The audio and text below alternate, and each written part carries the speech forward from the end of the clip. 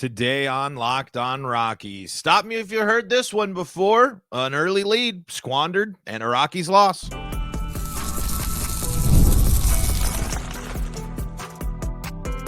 You are Locked On Rockies, your daily Colorado Rockies podcast. Part of the Locked On Podcast Network, your team every day. Rock on Rockies fans, welcome into the Locked On Rockies podcast for today, the 13th day of August in the year 2024. I'm your host of the Locked On Rockies podcast, Paul Holden, bringing you your daily Colorado Rockies talk right here on the Locked On Podcast Network, where you can find your team every day. If your team is the Colorado Rockies, guess what? You're in the right spot because that's what we do around here each and every day. Free and streaming on your favorite streaming services and on the Locked On Rockies YouTube channel, where you can be part of the show. You can fire off your Rockies hot takes. You can let me know what's on your mind when it comes to the Colorado Rockies.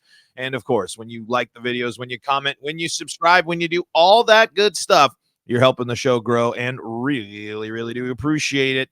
So it was a frustrating game that had things to be excited by, but I got two areas that I want to mainly focus on today. It's blown leads and tough choices for the Rockies. We'll also talk a little bit about Blaylock's debut there and lots more, all coming up on today's episode of Locked On Rockies. Before we dive into all the fun, today's episode is brought to you by FanDuel. Make every moment more as playoffs wind down. The sports stop sporting like we want them to, but this summer FanDuel is hooking up customers all summer long with booster bonuses daily. That's right. There's something for everyone all day, every day, all summer long. Visit FanDuel.com to get started.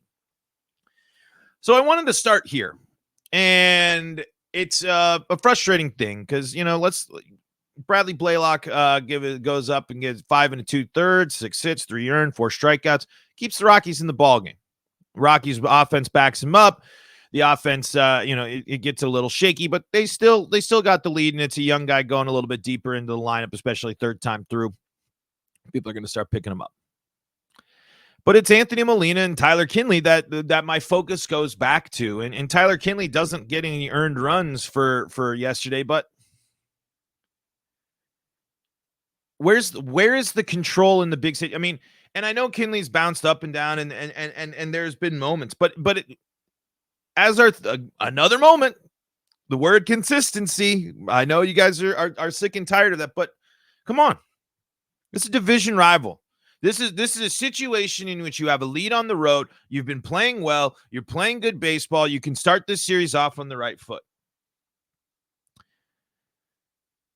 Spiking the ball, wild pitch. Is it on Kinley? Is it on Elias Diaz? I really don't care. Close the game.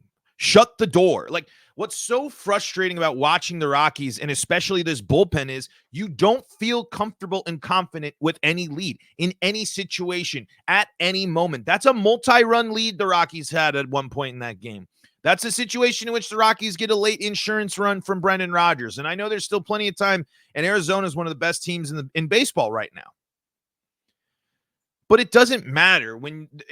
I don't really think I've ever felt this bad about the Rockies bullpen, this lack of confidence. I don't have any real belief that this team, as constructed with these players and with the seasons these players are going through. I mean, we talked about how excited was I coming into this season about Justin Lawrence. Tyler Kinley has had success in the past, but it's all washed away because this team simply doesn't seem like it can hold on to leads. It doesn't always have to be pull my teeth out to get a victory. There needs to be a moment in which the Rockies can sit there and foot on the gas, foot on the floor, foot on the throat, and it's over. It's done. Arizona should have been done in that game. Arizona should not have been given the free opportunities to go. Arizona should not be allowed to score multiple runs on wild pitches. Like, that type of stuff is absolutely plain and simple unacceptable, and stuff like that seems to happen far too frequently for the Colorado Rockies. Where the accountability, responsibility, preparation, all of this circles up into it.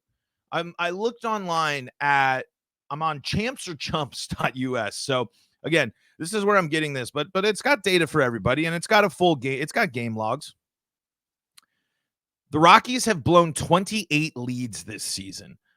28 leads. And yes, sometimes you go back and forth, you have a lead, but they did the website here defines a blown lead as this.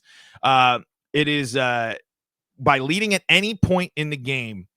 So that is what this website defines as a blown lead. Having the lead at one point and then losing it. And yes, that varies. It happens all the time. But 28 times the Rockies have let the lead squander in this year. 28 times. And now you go into blown ninth inning leads. Guess who's tied for first place in that category?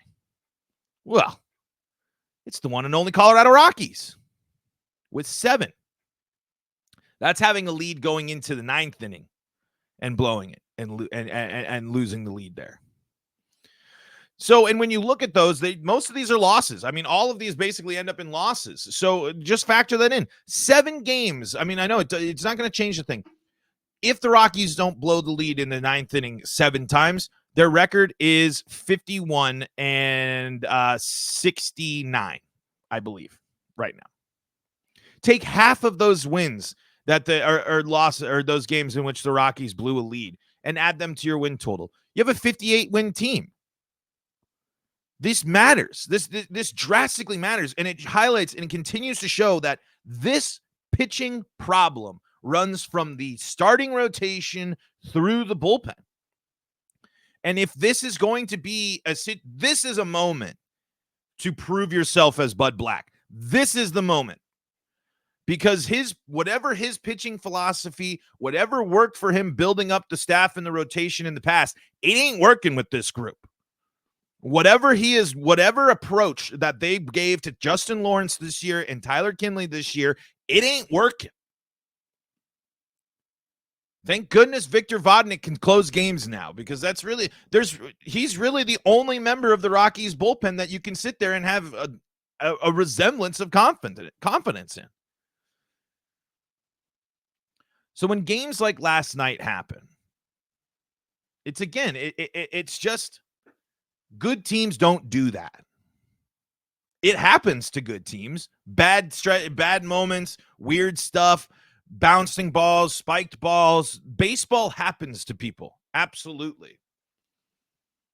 But it's not just baseball happening when the data continues to show that it's bad for the Rockies, that they blow leads, that they're statistically the worst, if not one of the worst bullpens in baseball and pitching staffs in all of baseball. So again, what adjustment is being made from the approach? What adjustment is being made from the philosophy side? What adjustment is being made to help these pitchers snap these skids? How are you helping Justin Lawrence get better? How are you helping Tyler Kinley get better? How are you helping these young arms that you have in the bullpen get better? How are you helping your Molinas and your Chavillis and Sevillis and I'm still learning names and stuff, but that's my frustration here. It's again, I'm frustrated with the Rockies had a lead at one point in the game yesterday of 4-1. That's a 3-run lead that they got that was squandered in a matter of 2 innings. And yes, that does, the 3 of those runs are attributed to Bradley. Absolutely. That fact, but it doesn't matter when Molina lets in 2. And then it's past ball, weak stuff. Hit your spot, Tyler Kinley. Step up. Meet the moment. I mean, it's stop letting these other teams just kick you over and over again, especially Arizona. Oh my God, the Rockies are incredibly cursed playing in Arizona this year. And for the coaching staff, get more out of your players. Expect more out of your players. Dive deeper. Look into this stuff. Again, it just really seems like we're going to go every time adversity or a challenge happens to the Rockies, the approach is, well, yeah, what can you do? What can you do? We're under construction or whatever. What developments are going to be made? That's an embarrassing way to lose a game last night. Plain and simple. And also no bounce back at all from the Rockies. 3 straight innings, nothing doing for you against a bullpen that also has let up a lot of 9th inning leads in Arizona.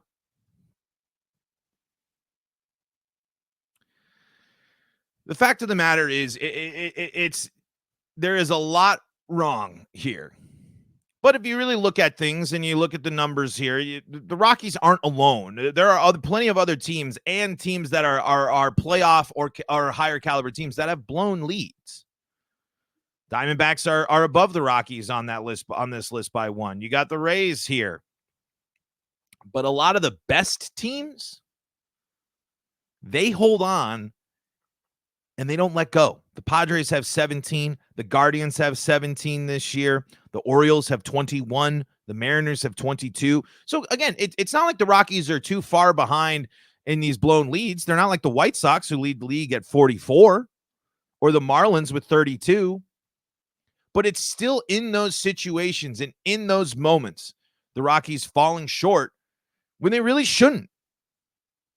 It's multi-run leads that evaporate in instances for the Rockies, and it's how these leads get blown. We'll see. We'll see if any adjustments can be made or need to be made. We'll see if any adjustments will be made there for the Rockies. I mean, what can you really change, or what can you really do at this point in the season other than keep getting reps, I guess. Couple of tough decisions, I think, that are related to this. And in case you missed the news yesterday, as it's been probably 2 weeks since we talked about it, Kris Bryant is back on the IL. We're going to talk about that and other tough decisions the Rockies have ahead of them coming up next on today's episode of Locked On Rockies. Before we do that, though, got to tell you about the folks that help make this show possible, and that includes Ibotta. Sandals, sunscreen, snacks for the kids. What do these have in common? You're probably buying a ton again this summer, but don't stress about the cost. Use Ibotta and get cash back on all your purchases when you stock up on your summer essentials. Ibotta is a free app that lets you earn cash back every time you shop. Earn on hundreds of items from groceries to beauty supplies, even toys, so you can make sure you're beating inflation no matter what you're purchasing. The average Ibotta user earns $256 per year. That could cover the cost of an entire shopping trip, that flight you've been eyeing, or the fancy dinner you've been craving. It's time you join the over 50 million users who use Ibotta to earn cash back every time they shop. Right now, Ibotta is offering our listeners $5 just for trying Ibotta by using the code LOCKEDONMLB when you register. Just go to the App Store or Google Play Store and download the free Ibotta app to start earning cash and use code LOCKEDONMLB. That's IBOTTA in the Google Play or App Store and use code LOCKEDONMLB. We are also brought to you by our friends at FanDuel. FanDuel's got you covered all summer long for all your sports betting needs, all your sportsbook action, as I'm looking and trying to find the really helpful graphic that's going to tell you all the good stuff about FanDuel. It's right there. FanDuel's got you covered not only just for baseball, they got you covered for all the sports. And if you're interested in maybe doing some future bets on the Nuggets, the Avalanche, or maybe the Broncos, you can see all the future props that they got available to you. Maybe you want to get in on the action for the Rockies. Check out the money lines. Check out some parlays. Maybe you want to just parlay some Brenton Doyle hits and runs and great things for Brenton Doyle to maybe test your luck and test your skills to maybe earn a little money while you're watching the old Roccos there. And this summer, FanDuel is hooking up all customers with a boost or bonus daily. That's right. There's something for everyone every day, all summer long. So head over to FanDuel.com and start making the most out of your summer. That's FanDuel.com. FanDuel, official sports betting partner of Major League Baseball. This is the Locked On Rockies podcast for free and streaming on your favorite streaming services and on the Locked On Rockies YouTube channel, where you can be part of the show. You can help the show grow. You can support by liking the videos, subscribing, leaving those comments, leaving those 5-star reviews on your favorite podcast services, sharing this along. If you know some people that like Rockies baseball and aren't listening to the show, well, let them know. Have them come on over and let's join in. Let's talk some baseball here. Let's talk some rocks and enjoy ourselves the best we can through a frustrating season. Hey, for your second listen to the day, go check out Locked On MLB. Our guy Sully's got you covered for all things Major League Baseball leading up to the playoffs. He'll keep you going throughout the postseason and more. So make sure you check out Locked On MLB and on the go and wherever you go. Take the Colorado Rockies with you on the SiriusXM app or SiriusXM for all your play-by-play action.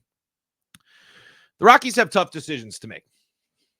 And it factors with two things. I read a really, Drew Kreisman wrote a really great mailbag piece over on Mile High Sports. Really great insight into some stuff and gave some great insight into why Bud Black and would they stick with Bud Black and what's interesting with Bud Black. And he mentions how Bud Black really was instrumental in getting the most out of the pitchers, the young pitchers, when he first started. And now he could be facing a similar situation. But he's also mentions that the talks of extensions, there hasn't been many. I know there was some talk of extension earlier on, but he does mention that the lack of extension talk right now is something to note, and he's not quite sure what the future might hold when it comes to Bud Black and the Rockies. I think the Rockies try to extend him. I think the Rockies try to stick with status quo. I think the Rockies try to have Bud Black recreate everything, because I really don't think this team is embracing change too much. I don't think this team is going to embrace shifting away from what they think they're building towards. What, the arms that they've added, the recent drafts, the XYZ. I think that they see a brighter the light at the end of this tunnel sooner than others, and I think they think Bud Black's a big part of that. I again just question. I question it because it's gotten here. I don't question the beginning of Bud Black. I don't question the successes that Bud Black has had with the Rockies. But I again ask, where is the pitching development coming from? What is happening? The Rockies consistently rank in the bottom of baseball in pitching ranks. They are one of the, if not the worst pitching staff in all of baseball this year. That falls on Bud Black. He is the pitching-minded guy. He is the focus of this team. So if you're not seeing the results from him, why are you hanging on to him? Why are you hanging on to Darryl Scott? And if you are hanging on to them, what are they going to do and what are they doing that's differently? When are we going to learn about the ways the Rockies are going to develop to turn into a baseball team that embraces the 21st century? And I'm asking this genuinely, because if you're going to continue with the coaching staff, with the members of the team that you have, you're allowing the status quo to continue. You are enabling the current Rockies to continue. You're not there. There is no repercussion right now for Bud Black and the Rockies organization. There is no repercussion for Darryl Scott and within the Rockies organization. There's nothing for Bam Bam either. When is the accountability going to also fall onto the coaching staff and the people that prepare this team to get ready? When is the problems with consistency going to go back to the coaching staff? And if you're confident in them, in their abilities to negate the issues that they've been facing as a coaching staff for a few seasons now, why is that? What are the examples? And how can we look for signs to see that things are working? Is it just solely winning?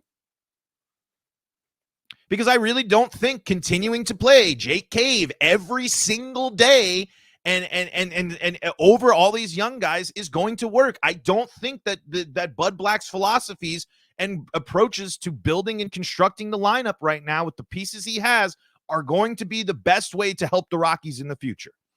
Yes, he might put a lineup out that he believes can win every day in his mind, but that doesn't help the development of players. I want to see development improvement from the young guys. I want to see steps forward. I want to feel more confident. I want to see what's happened with Ezekiel Tovar and Brenton Doyle happen to more players, and specifically happen to the pitching staff. This is a pitching-minded manager with a pitching coach on a team that has a legacy of bad pitching and an anomaly that faces pitching. So what is going to change if you continue? What is Bud Black going to do different, and his coaching staff going to do differently to get different results? Because as much as you can point to Bud Black's successes, you're also going to be able to point out the fact that Bud Black is the first manager in Rockies history to have a 100-loss team, and potentially the first manager in Rockies history to have back-to-back 100-loss teams. Can this team actually make the tough decisions that are facing them? Because another one that's staring them right dead in the face is Kris Bryant. You got to make a call. Enough is enough. There is no possible chance that you can sit there and ride the Kris Bryant emotional roller coaster. Is he going to play? Is he healthy? Can he do this? Can he do that? Blah, blah, blah for 4 more seasons. It is time to make the decision.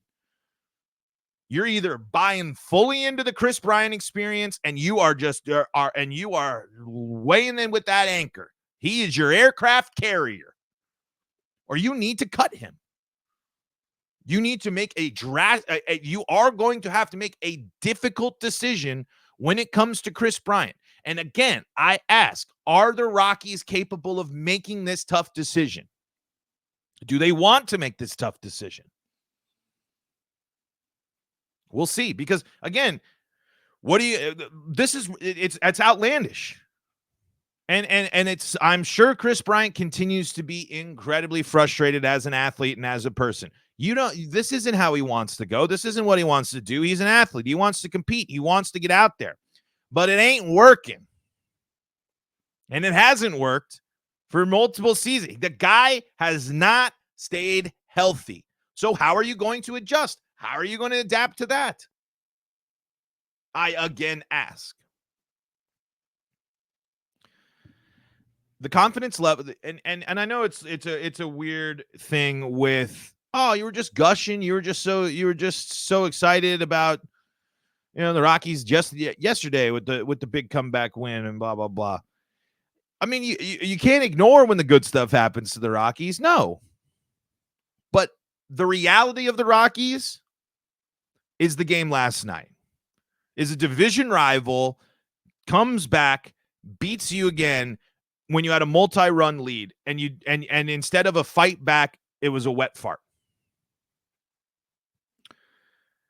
You really do have to ask yourselves. I wonder what these conversations are like within the front office of the Colorado Rockies. There are tough decisions that need to be made for the Rockies. We'll see if they can actually do it. Or an explanation as to why. I mean, again, there's context in there. There's layers and levels to those decisions that you have to make. So some insight into there would be great too. Maybe I ask too much insight into the club. Maybe I'm asking for the Rockies to reveal their hand too much. But maybe I'm asking that because for so long, people have been asking, what are the Rockies doing? And for a lot of us, not within the front office or not within the organization, don't have a clue. Rockies got to bounce back. We'll see if they can do it tonight. Let's talk about the game. Let's talk about the debut there from Bradley Blaylock and wrap this puppy up. Coming up in segment number 3 of today's episode of Locked On Rockies. Before we do that, though, got to tell you about the folks that help make this show possible, and that includes SupplyHouse.com. Order supplies from the website that's made for the skilled trades. Find thousands of parts from hundreds of brands in just a couple of clicks at SupplyHouse.com. SupplyHouse.com gives you 24/7 access to a huge selection of plumbing, HVAC, and electrical supplies with fast delivery everywhere in the U.S. Need help with an order? Get industry-leading after-sales service from their friendly and knowledgeable customer support team and talk to a real person, yes, a real person, every time. And there's great news for plumbers, technicians, and contractors. Being a pro has its perks. Trade industry professionals can join their free Trade Master program for free shipping and serious discounts on every order. Over 100,000 pros already trust the Trade Master program to deliver results. Apply for your membership today and get a competitive edge on every order at SupplyHouse.com/TM. Save money and time when you order online. Order plumbing, HVAC, and electrical supplies from SupplyHouse.com. Real people, real service. This is the Locked On Rockies podcast for free and streaming on your favorite streaming services, bringing you your daily Colorado Rockies talk, free and streaming on those streaming services, of course, and on the Locked On Rockies YouTube channel where you can be part of the show. You can fire off your Rockies hot takes. Let me know what's on your mind. Like Lux Ace, who says, I was at the game on Saturday when the Rockies did lose to the Braves. It was a good game, but seeing McMahon and Bryant strike out 4 times in one game just isn't good to see. And next thing you know, KB is back on the IL. It's tough, man. The KB stuff is real frustrating as a fan. And I know it's preaching to the choir. I know I am one of many people. I know I'm echoing it, but it's like, whoa. And it also goes back. It's like, man, the Cubs knew those weren't. And man, the Cubs were on those red flags, man. You know, they're still piecing things together, obviously, but they definitely had their a better understanding of those deals than we thought when they were made.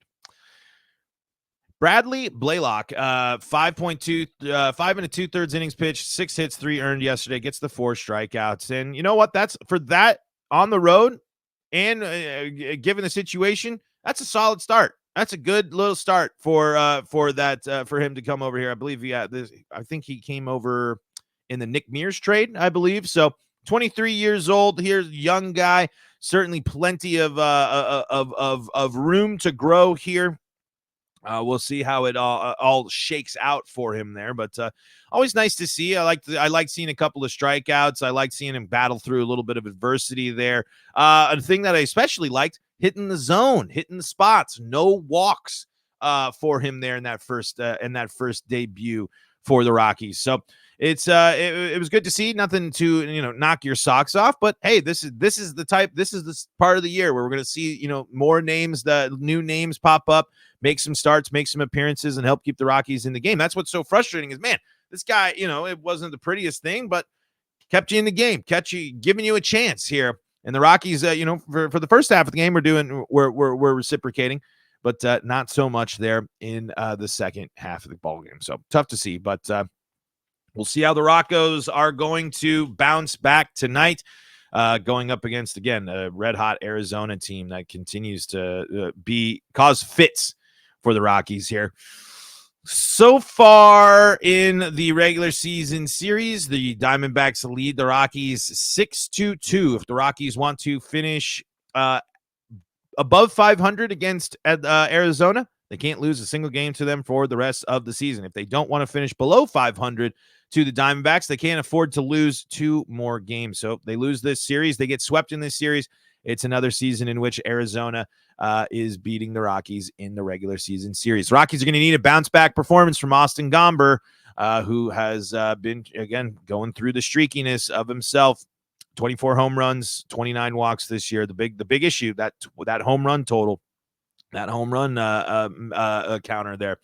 Rockies probably won't see Marte, though, who exited the game yesterday with that injury. So that'll be an interesting wrinkle to see how the Rockies attack that.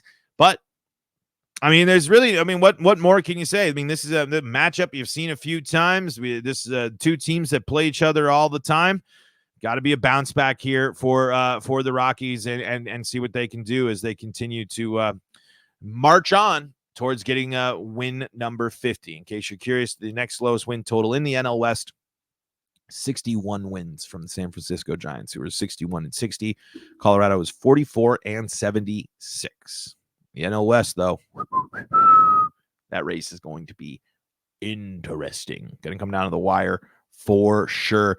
Dodgers just don't seem to be able to separate themselves and continuing to deal with the injuries in both Arizona and San Diego, especially Arizona playing well in the second. I mean, Arizona loves to play well in the second half, doing exactly what they did to get into the postseason last year. So we'll see how it shakes out in the NL West.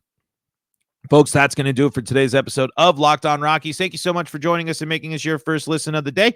We recap Rockies baseball. We bring you all sorts of Rockies stuff, free and streaming daily on your Colorado Rockies feed there, which is your podcast feed. Whoa, jeez. Trying to do a little freestyle improv on the outro there. Didn't work. Find us on your favorite streaming services. Find us on the Locked On Rockies YouTube channel. And for your second listen of the day, if you ain't going to go listen to Locked On MLB, which you are, I know, go check out Locked On Broncos, Locked On Avalanche, Locked On Nuggets, and Locked On Buffs to get more Colorado sports coverage. And until next time, this is Paul Holden saying so long from the Locked On Rockies podcast.